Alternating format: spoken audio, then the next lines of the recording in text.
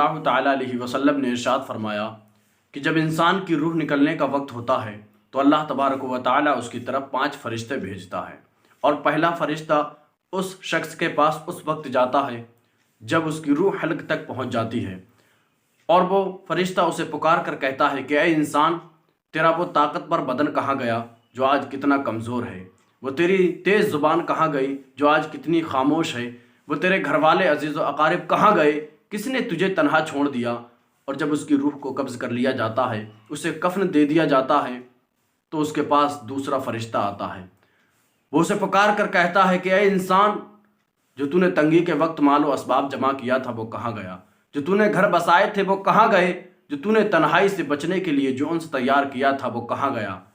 اور جب اس کے جنازے کو اٹھا دیا جاتا ہے تب تیسرا فرشتہ آتا ہے، اور وہ اسے پکار کر کہتا ہے کہ اے انسان، آج تو ایسے لمبے سفر کی طرف روا دوا ہے کہ آج سے پہلے تو نے اتنا لمبا سفر طے کبھی نہیں کیا ہوگا، اور آج تو ایسی قوم سے ملے گا کہ کبھی تو اس سے نہیں ملا تھا۔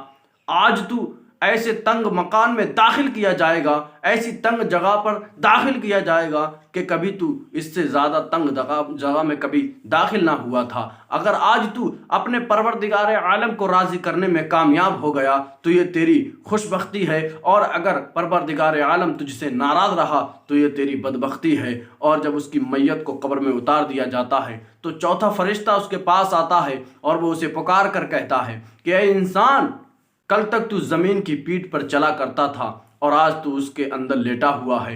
کل تک تو زمین کی پیٹھ پر ہنسا کرتا تھا اور آج تو اس کے اندر رو رہا ہے۔ کل تک تو زمین کی پیٹھ پر گناہ کیا کرتا تھا اور آج اس کے اندر شرمندہ ہے۔ اور جب اس کی قبر کو مٹی دے دی جاتی ہے، اس کو دفنا دیا جاتا ہے، اس کے گھر والے اسے دفنا کر اس کو مٹی دے کر اپنے گھر لوٹ آتے ہیں، تب اس کے پاس 5واں فرشتہ آتا ہے، اور وہ اسے پکار کر کہتا ہے کہ اے انسان، تیرے گھر والے تیرے عزیز و اقارب تجھے دفنا کر چلے گئے، اگر وہ یہاں ٹھہرتے بھی تو بھی تیرے لیے کوئی فائدہ نہیں پہنچا سکتے تھے۔ تو نے مال و اسباب جمع کیا اور اسے غیروں کے لیے چھوڑ دیا، یا تو آج تو جنت کے باغات کی طرف پھیر دیا جائے گا، یا تو آج تو جو ہے بھڑکتی ہوئی آگ میں داخل کر دیا جائے گا۔ اے میرے دوستو،